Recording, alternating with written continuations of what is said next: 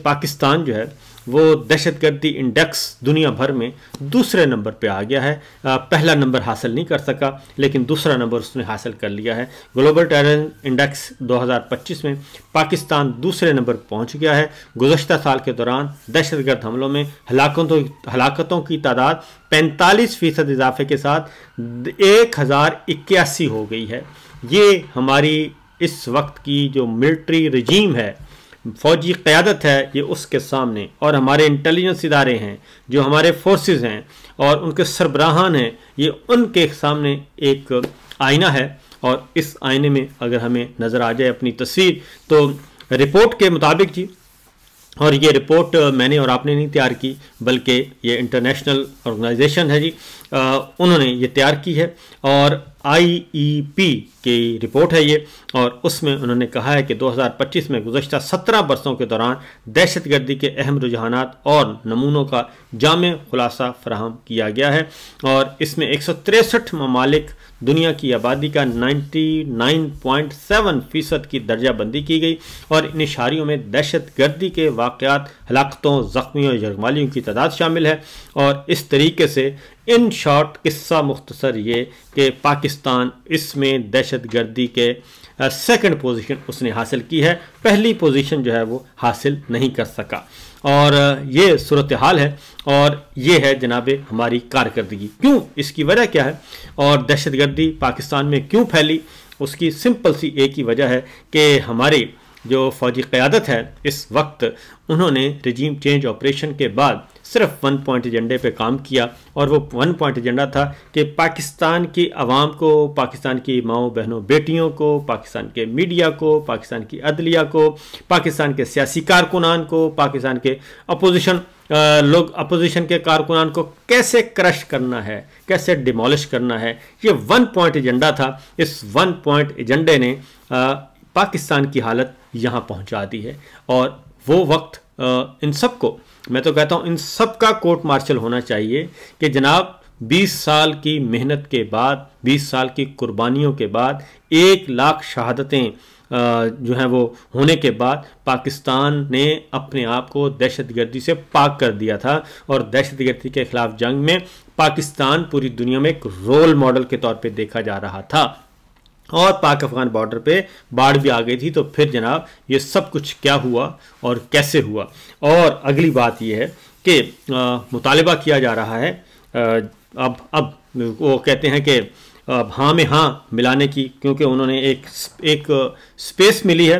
तो क्या कर रही है हमारी जो ओहदेदारान हैं, हमारे हुकूमती ओहदेदारान नून लीग के, वो ये कहते हैं कि जनाब बस आप अमेरिका के सामने लेट जाएं और जो प्रेसिडेंट ट्रंप की तरफ से हुक्म आए उसकी तामील करें। और ये मेरे सामने कुछ चीज़ें पड़ी हैं और कुछ ख़बरें हैं, उसके साथ अगली एक तो मैंने आपको बता दी। दूसरी, अमेरिकी सहाफ़ी रियान ग्रिम ने कहा है कि CIA और पाकिस्तानी फ़ौज ने ट्रंप को फिर सोचने पर मजबूर कर दिया है कि जिसे वो पकड़ कर लाए हैं वो काबिल हमले का मनसूबासाज है भी या नहीं। उसकी वजह यह है कि अमरीकी सहाफ़ी का कहना था कि ट्रंप के मुशीर रिचर्ड ग्रेनल के पाकिस्तान में जमहूरियत की बहाली के मुतालबात के बाद CIA अच्छी भली पाकिस्तान के मुतालिक तहकीकात कर रही थी कि गिरफ्तारी की ये फेक स्टोरी बनाकर पेश कर दी गई। अब यहाँ पे बहुत सारी वारदातें होती हैं और यही बात है अफ़गान हुकूमत की तरफ से भी कहा गया है कि जनाब एक नहीं 2 शरीफुल्ला जो कि एयरपोर्ट हमले वाले हैं, दोनों मुल्ज़मान, वो हमारे पास भी मौजूद हैं और हमारी जेलों में 2 और भी हैं। तो ये पता कर लें कि असल वो हैं या असल ये है। तो बहरहाल ये एक कहानी है और वही लगता है कि उनको एक पब्लिक परसेप्शन के लिए ज़रा बल्ले बल्ले करने के लिए उन्हें चाहिए था, एक प्रेसिडेंट ट्रंप के लिए कोई ना कोई चीज़ चाहिए थी, तो वो चीज़ बयान कर दी गई है और उन्हें वो फेक फॉर्म 47 के दहशतगर्द उनके हवाले कर दिए गए हैं। बहरहाल ये तो आगे खबरें बढ़ती जाएंगी। और 2024 में जी 1099 जो हैं वो हुए हैं दहशतगर्दी के हमले पाकिस्तान में, और इससे आप अच्छी तरह अंदाज़ा कर सकते हैं। और आखिरी हमला फौजी छावनी पे हुआ। अगली खबर जो है वो इससे भी ज़्यादा ख़तरनाक है जी, और वो है डू मोर का। वही मैं कह रहा हूँ, डू मोर का मुतालबा आया था, वो हमने ख्वाहिश पूरी कर दी और उस ख्वाहिश के बदले में हमें क्या मिला कि पाकिस्तान दहशतगर्दों की आमाजगाह है और पाकिस्तान में दहशतगर्द मौजूद हैं और मतलूब भी हैं और गैर मतलूब भी हैं, लिहाजा जब प्रेशर आएगा तो ये आपको पकड़ कर दे देंगे। उसके बाद है जी अगली बात जो आई है वो है पाकिस्तानियों पे पाबंदी की बात की जा रही है। और मैंने आपको 2 दिन पहले एक व्लॉग किया था और मैंने बताया था कि इंतखाबात में धांधली में मुलव्वस 11 शख्सियात पर अमरीकी पाबंदियां जो हैं वो आयद की जा रही हैं और ये ऐसी करारदाद आ रही है कांग्रेस में कि जो कि बाइंडिंग होगी, यानी कि उस पर अमल करना लाजमी होगा। लेकिन अब मामला उससे भी आगे निकल गया है और वो मामला है जनाब रॉयटर्स की रिपोर्ट के मुताबिक ट्रंप अमेरिका के कौमी मफादात के पेश नज़र जल्द पाकिस्तान और अफगानिस्तान पर सफरी पाबंदियां आयद करना चाह रहा है। रॉयटर्स की स्टोरी है और रिपोर्ट में यह बताया गया है कि उन्होंने कहा कि 3 सोर्सेज से ज़्यादा जो है नाम जाहिर न करने की शर्त पर यह बताया गया 3 सोर्सेज ने कि ट्रंप की जानिब से अफगानिस्तान को मुकम्मल सफरी पाबंदियों के लिए तजवीज़ करदा ममालिक की फहरिस्त में शामिल किया जा रहा है और उसमें 3 ज़राए का कहना है कि इसमें पाकिस्तान भी शामिल होगा और पाकिस्तान पर भी सफरी पाबंदियां जो हैं वो लगेंगी। और सोर्सेज के मुताबिक अमरीकी महकमा खारजा खुसूसी इमिग्रेंट वीज़ा रखने वालों के लिए सफरी पाबंदियों से इस्तिस्ना का मुतालबा कर रहा है, लेकिन उसकी मंजूरी खारिज अज़ इम्कान लग रही है।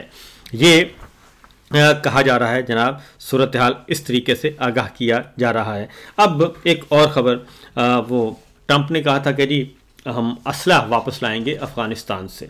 तो ये सारी बातें मैं इसलिए बता रहा हूँ आपको, ये ख़बरें इसलिए आपको कन्वे कर रहा हूँ कि हम किस तरीके से एक और हम नई लड़ाई जो है मोल लेने के लिए और अमेरिका की कॉलोनी बनने के लिए तैयार हैं हमारे हुक्मरान, नाजायज़ हुक्मरान। और ये सिर्फ इसलिए कर रहे हैं कि इमरान खान साहब से हमारी जान छुड़वा दी जाए और जमहूरियत से जान छुड़वा दी जाए, ना आइन हो ना कानून हो, बस हम हों। इसलिए जो भी अमेरिका से हुक्म आए हम हाजिर हैं। और उसमें जो प्रेसिडेंट ट्रंप ने कहा था कि जी बहुत ही असला हम छोड़ के आए हैं और असला छोड़ के आए हैं तो उसको हमने वापस लेना है, तो उसके लिए ख्वाजा आसिफ साहब जो हैं वो आ गए, फॉर्म 47 के वज़ीर दिफा वो आ गए और उन्होंने कहा कि जी बिल्कुल ये ज़रूर होना चाहिए और इसको सपोर्ट कर दिया। उन्होंने कहा फिल्फा और क्या, और उन्होंने उससे भी आगे बात कर दी। उन्होंने कहा कि जी ख्वाजा आसिफ ने कहा कि अमरीकी सदर दुरुस्त कह रहे हैं, अफ़गानिस्तान में छोड़ा हुआ असला वापस हासिल करना चाहिए, खित्ते में उसकी वजह से दहशतगर्दी बढ़ रही है और अगर वो असला वापस हासिल करते हैं तो दहशतगर्दी के ख़िलाफ़ जंग में कामयाबी के इम्कानात बढ़ जाएंगे। और अब ये ख़ुद कह रहे हैं कि जनाब हमारे यहाँ बहुत दहशतगर्दी है और ये दहशतगर्दी के वाक़यात बढ़ रहे हैं। तो ख्वाजा आसिफ से के बाद ही हमारे उस्ताद मोहतरम, बल्कि जनाब आसिम मुनीर साहब के उस्ताद मोहतरम इरफान सिद्दीकी साहब ने कहा कि अफ़गानिस्तान में छोड़ा गया अमरीकी असला पाकिस्तान में दहशतगर्दी के लिए इस्तेमाल हो रहा है। अमेरिका और पाकिस्तान को मिलकर अफ़गानिस्तान से ये असला वापस हासिल करना चाहिए।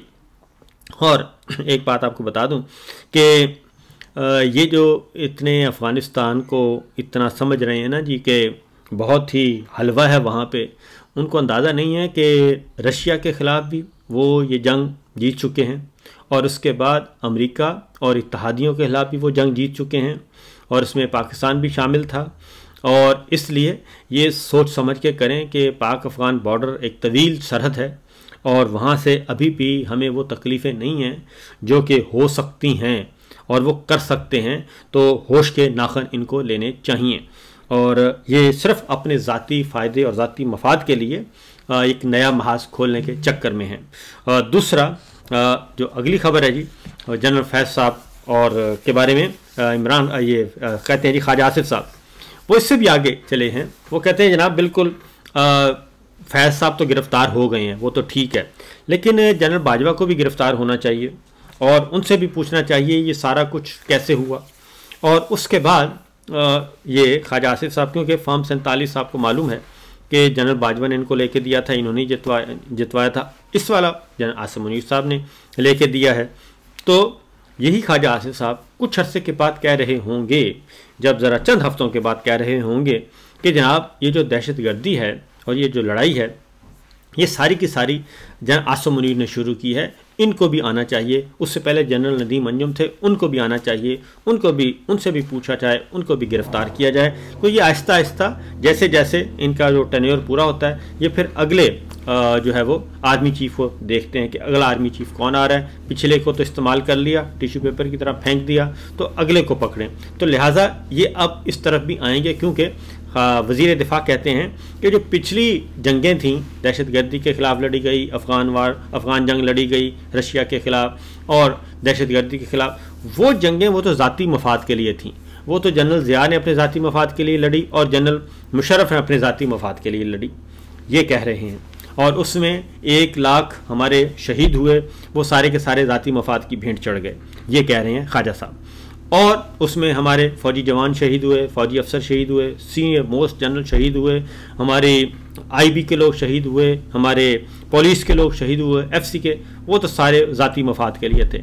ये कहते हैं अब जो लड़ाई है ना, ये होगी कौमी मफाद में ये लड़ाई, क्योंकि वो कहते हैं कि उसकी वजह के वो नून लीग और जन आसिम मुनीर साहब एक हुए हैं और इसलिए इनको ये उभार रहे हैं कि ये जो लड़ाई है ये हमारे कौमी मफाद में होगी। पिछली लड़ाइयाँ जितनी भी लड़ी गई वो सारी की सारी कौमी मफाद में नहीं थी।